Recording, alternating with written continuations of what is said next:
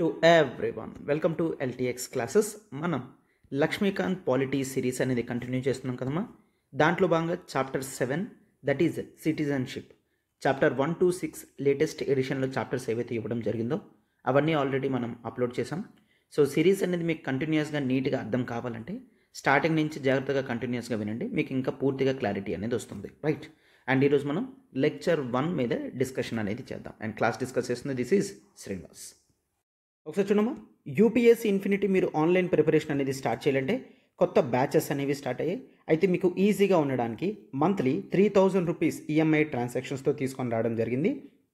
అయితే మీ UPSC preparation మీకు life time వ్యాలిడిటీతో కేవలం 60,000 ఫీజు, అది కూడా ఈజీ ఈఎంఐ 3000 పర్ మంత్ కడుతూ మీరు స్టార్ట్ చేయగలరనమాట. అయితే ఆఫర్ అనేది 15th ఫిబ్రవరి వరకు మాత్రమే వ్యాలిడిటీ అనమాట. సో మీకు ఏ డౌట్ ఉన్నా మీరు ఈ నెంబర్కి కాల్ చేయగలరు. 7893899553 నెంబర్కి మీరు కాల్ చేయగలరు. అండ్ ఒకవేళ మీరు ఆఫ్లైన్ విశాఖపట్నంలో కనుక జాయిన్ అవ్వాలి అనుకుంటే అయితే కొత్త బ్యాచెస్ అనేవి స్టార్ట్ అయ్యాయి. సో అయితే మీకు ఇక్కడ ఈజీ 5000 పర్ మంత్ మీరు కట్టగలరు అనమాట, రైట్? సో అయితే ఇక్కడ కూడా మీకు లైఫ్ టైం వ్యాలిడిటీ అనేది వస్తుంది. ఫీజు అనేది కేవలం 60,000 రూపీస్ది మీకు మంత్లీ 5000తో వస్తుంది అనమాట. ఆఫర్ అనేది 15th ఫిబ్రవరి వరకు మాత్రమే వ్యాలిడిటీ అమ్మ. మీకు ఏ డౌట్ ఉన్నా సరే మీరు ఈ నెంబర్కి కాల్ చేయగలరు. 7893899553. Right, now chapter 7 citizenship. అయితే ప్రతి కంట్రీలో ఉన్నట్టుగానే పీపుల్ అనేవాళ్ళు ప్రతి కంట్రీలో కూడా మనం 2 విధాలుగా చూస్తాం, right? So few kind of people, వీళ్ళని మనం సిటిజన్ అని అంటాము, ఓకేనా? వీళ్ళని సిటిజన్ అని అంటాం. అండ్ వేరే కైండ్ వాళ్ళని ఏలియన్స్ అని అంటాం. సో 2 కైండ్స్, ఒకటి సిటిజన్స్, మరొకటి ఏలియన్స్. సిటిజన్ అంటే ప్రతి కంట్రీలో కూడా ఆ నేషన్, ఆ పౌరసత్వం ఎవరికైతే ఉంటుందో వాళ్ళని సిటిజన్ అని అంటాం. ఫర్ ఎగ్జాంపుల్ ఇండియాలో ఉన్న వాళ్ళని ఇండియన్ సిటిజన్ అని అంటాం, అవునా? అలానే అమెరికాలో ఉన్న వాళ్ళని అమెరికన్ సిటిజన్ అలా అంటాం, రైట్? ఎస్. అయితే మరి ఏలియన్ అంటే ఎవరు? ఏలియన్ అంటే నథింగ్ బట్ అవుట్ సైడర్స్ అనమాట, క్లియర్? సో ఎవరైతే నేటివ్ పీపుల్ కాదో, నేటివ్ పీపుల్ అయితే సిటిజన్ అంటాం, నేటివ్ పీపుల్ కాకపోతే ఏలియన్స్ అని అంటాం, ఓకేనా? రైట్. అయితే ఏలియన్స్లో మళ్ళీ మనకి 2 వెరైటీ ఆఫ్ ఏలియన్స్ అనే వాళ్ళు ఉంటారనమాట. ఈ 2 వెరైటీస్ ఎవరు అంటే ఒకరు ఫ్రెండ్లీ ఏలియన్స్, క్లియర్? ఒకరు ఫ్రెండ్లీ ఏలియన్స్ అండ్ మరొకరు ఎనిమీ ఏలియన్స్ అని అంటాం.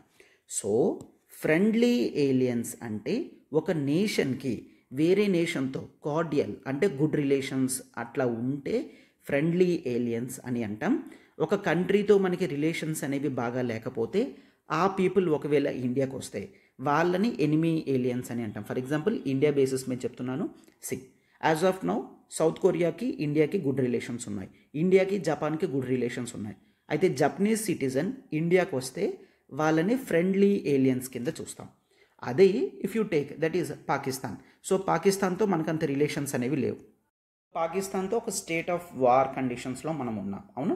సో అట్లాగా వార్ కండిషన్స్తో ఉన్న నేషన్స్తో ఆ పీపుల్ ఒకవేళ ఇండియాకి వస్తే వాళ్ళని మనం ఎనిమీ ఏలియన్స్ కింద చూస్తామన్నమాట, రైట్? సో పాకిస్తాన్ పీపుల్ ఇండియాకి వచ్చినప్పుడు వాళ్ళని ఎనిమీ ఏలియన్స్ కింద చూస్తాం. అయితే సార్ ఎందుకు ఈ difference, that is friendly aliens enemy aliens అంటే ఫ్రెండ్లీ ఏలియన్స్కి కొంత రిలేషన్స్ అనేవి బాగుంటాయి కాబట్టి వీళ్ళకి కొన్ని రైట్స్, ఫండమెంటల్ రైట్స్లో ఉన్న కొన్ని రైట్స్ అనేవి ఫ్రెండ్లీ ఏలియన్స్కి ఉంటాయి over compared with enemy aliens, clear? అయితే సిటిజన్కి ఏలియన్కి డిఫరెన్స్ ఏంటంటే citizen are expected to do few things, clear?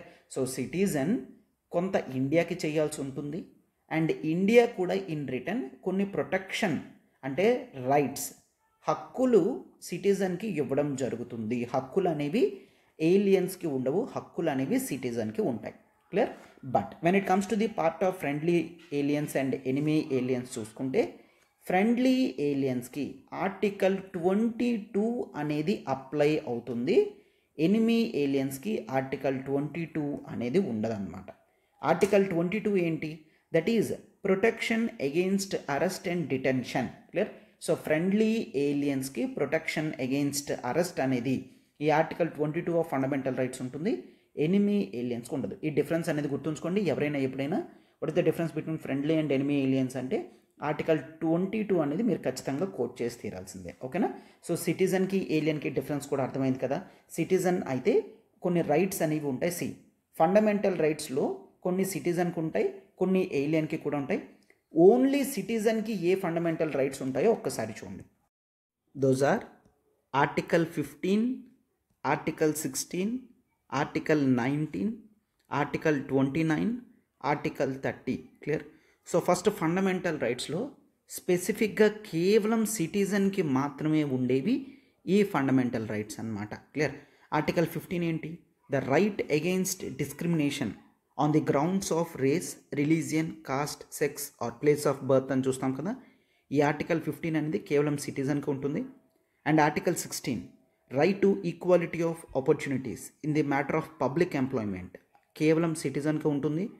Article 19 freedom of speech and expression, assembly, association, movement, residence, profession ఇవన్నీ కూడా కేవలం సిటిజన్కి ఉంటాయి.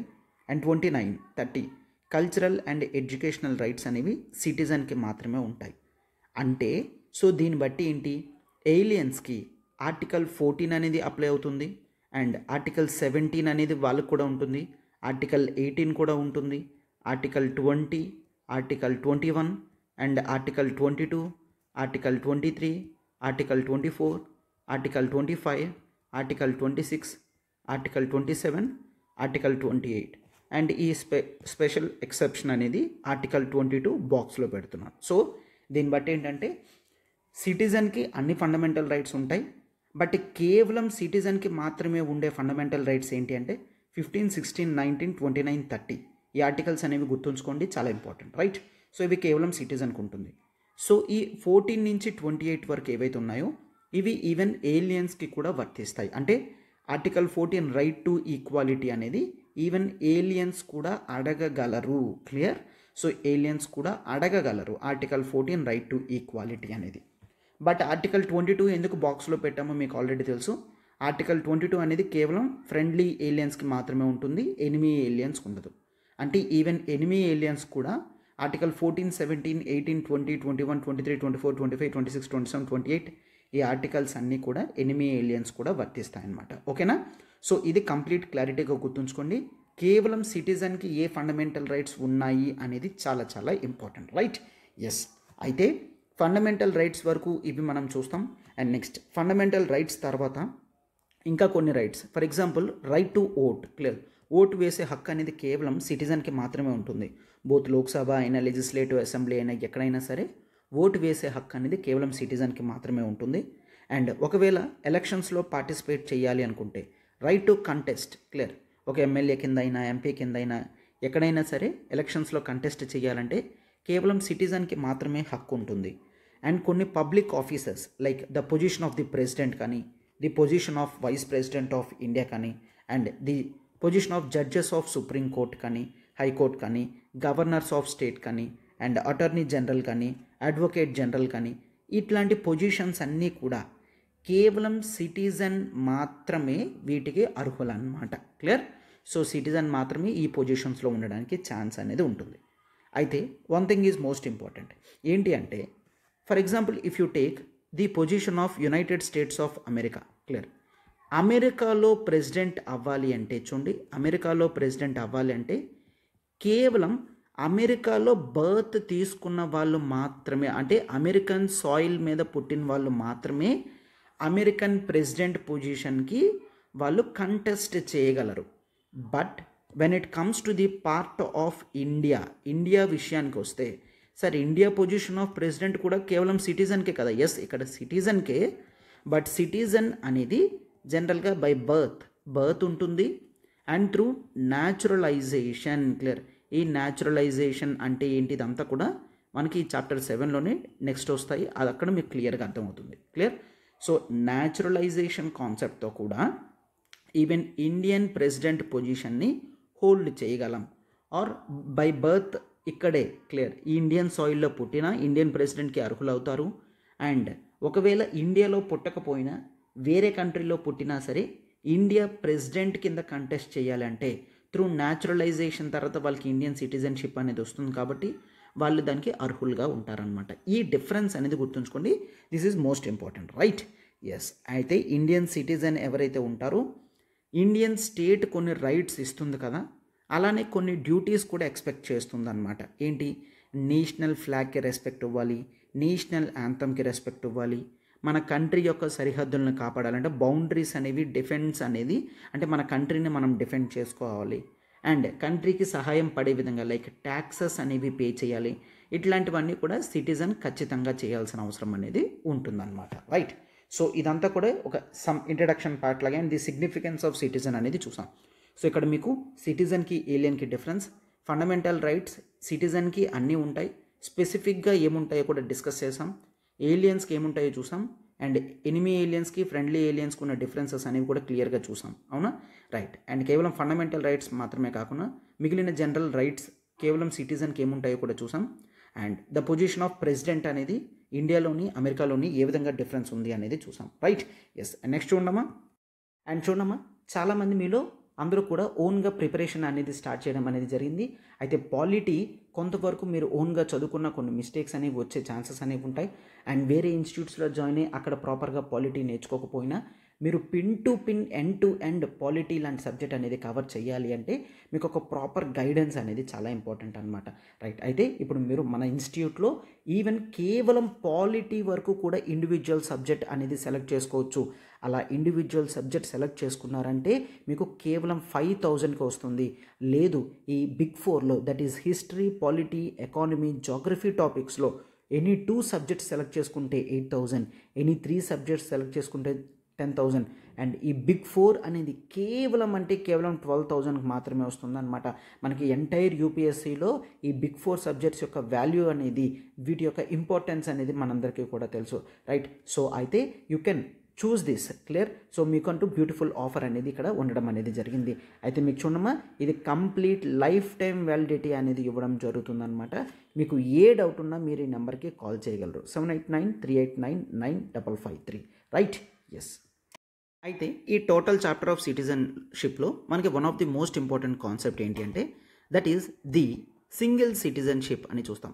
సింగిల్ సిటిజన్షిప్ అంటే ఏంటి? సింగిల్ సిటిజన్షిప్ అంటే ఇండియాలో ఉన్న వాళ్ళకి కేవలం సింగిల్ సిటిజన్షిప్ అనేది ఉంటుందన్నమాట. అంటే ఇండియన్ సిటిజన్ అయితే కేవలం సింగిల్ సిటిజన్షిప్ అనేది ఉంటుంది. అయితే ఎందుకు ఇంత స్పెసిఫిక్గా చెప్తున్నామంటే ఒక్కసారి చూడండి. If you take the condition of our polity, మన కండిషన్ ఆఫ్ పాలిటీ అనేది ఇండియా చూసుకుంటే it is a federal polity అని అంటాం. ఫెడరల్ పాలిటీ అంటే ఏంటి? రిలేషన్స్ ఆర్ పవర్ అనేది బోత్ సెంటర్ అండ్ స్టేట్. ఇక్కడ ఏమంటాం? This is a dual polity. Dual అంటే 2 కదా, ఒకటి సెంటర్ అండ్ మరొకటి స్టేట్. క్లియర్. సో అందుకే దీన్ని డ్యూయల్ పాలిటీ అంటాం ఆర్ ఫెడరల్ పాలిటీ అని అంటాం. అయితే ఎక్కడైనా కంట్రీస్లో జనరల్గా సెంటర్ అండ్ స్టేట్ అనేది ఇంత క్లియర్గా డివైడ్ అయ్యేటప్పుడు సిటిజన్షిప్ అనేది మోస్ట్లీ చాలా వరకు కూడా డ్యూయల్ సిటిజన్షిప్ అనేది ఉంటుందన్నమాట. బట్ ఇండియాలో మాత్రం ఇండియన్ సిటిజన్కి కేవలం సింగిల్ సిటిజన్షిప్ మాత్రమే ఇవ్వడం జరిగింది. సో సిటిజన్ ఆఫ్ ఇండియా ఎవరైతే ఉన్నారో వాళ్ళు కేవలం వాళ్ళ ఎలీజియన్స్ అంటే కంప్లీట్ రెస్పెక్ట్ అనేది టువర్డ్స్ యూనియన్కి ఇస్తారనమాట. క్లియర్. స్టేట్ సిటిజన్షిప్ అనేది సెపరేట్గా ఉండదు. అంటే అందరూ కూడా వీఆర్ ఇండియన్స్ అన్నట్టుగానే చూపించుకోవాలి తప్ప స్టేట్స్ మధ్యలో డిఫరెన్సెస్ ఉన్నాయి అన్నట్లుగా ఎక్కడ కూడా చూపించము. రైట్. సో అందుకనే అవర్ ఎలీజియన్స్ అనేది యూనియన్కి మాత్రమే ఇస్తామన్నమాట. రైట్. స్టేట్ రిలేటెడ్ సిటిజన్షిప్ అనేది సెపరేట్గా లేదు. But if you take the country of United states of America కానివ్వండి ఆర్ ఆస్ట్రేలియా కానివ్వండి, ఈవెన్ యూఎస్ఏలో కూడా ఫెడరల్ పాలిటీ అనేది ఉంది, ఆస్ట్రేలియాలో కూడా ఫెడరల్ పాలిటీ అనేది ఉంది. బట్ ఈ 2 కంట్రీస్లో మనకి డ్యూయల్ సిటిజన్షిప్ అనేది చూస్తామన్నమాట. క్లియర్. అంటే ఒక వ్యక్తికి 2 సిటిజన్షిప్ అనేవి ఉంటాయి. ఈ 2 సిటిజన్షిప్స్ ఏంటి అంటే ఒకటి ఎవరు ప్రొవైడ్ చేస్తారు? రైట్. దట్ ఈజ్ ఒకటి యూనియన్ గవర్నమెంట్ ప్రొవైడ్ చేస్తుంది అండ్ మరొకటి స్టేట్ ప్రొవైడ్ చేస్తుంది. ఫర్ ఎగ్జాంపుల్ యునైటెడ్ స్టేట్స్లో తీసుకుంటే 50 స్టేట్స్ ఉన్నాయి కదా అండ్ ఒక యూనియన్ ఉంది కదా. సో ఒక వ్యక్తి ఒక స్టేట్లో ఉంటే తన స్టేట్ సిటిజన్షిప్ ఇస్తుంది అండ్ యూనియన్ కూడా సిటిజన్షిప్ అనేది ఇస్తుంది. అందుకే అక్కడ ప్రజలకి డ్యూయల్ సిటిజన్షిప్ అనేది ఉంటుందన్నమాట. అయితే ఇండియాలో ఎందుకు అట్లాంటిది తీసుకొని రాలేదంటే ఇండియన్ కండిషన్స్ అనేవి చాలా డిఫరెంట్. క్లియర్. ఇండియా అనేది ఫార్మ్ అయ్యేసరికి అప్పటికే పాకిస్తాన్ అనే సెపరేట్ కంట్రీ ఫార్మ్ అవడం జరిగింది. ఒకవేళ ఇప్పుడు డ్యూయల్ సిటిజన్షిప్ కాన్సెప్ట్ లాంటివి పెట్టినట్లయితే స్టేట్స్ అన్నీ కూడా మళ్ళీ ఫ్రాగ్మెంట్ అయిపోతాయి, ముక్కలు కింద విడిపోతాయి. Clear.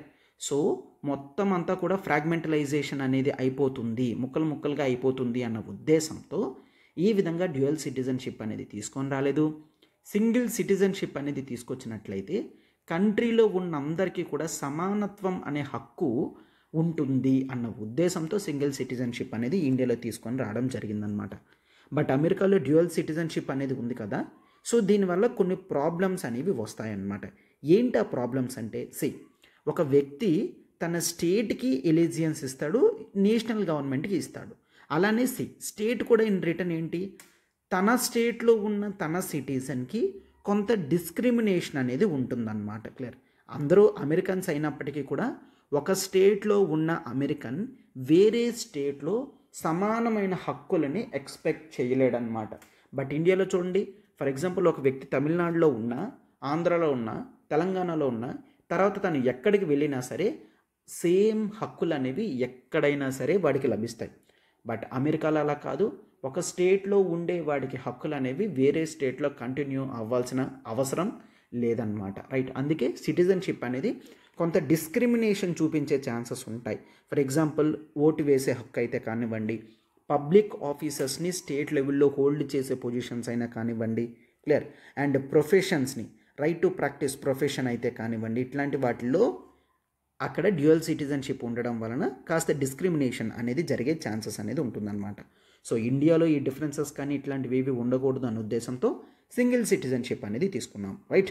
So irrespective of the state, ఇండియాలో ఎక్కడ ఉన్నప్పటికీ కూడా అందరికీ సమానమైన పొలిటికల్ రైట్స్ ఉంటాయి, సివిల్ రైట్స్ ఉంటాయి.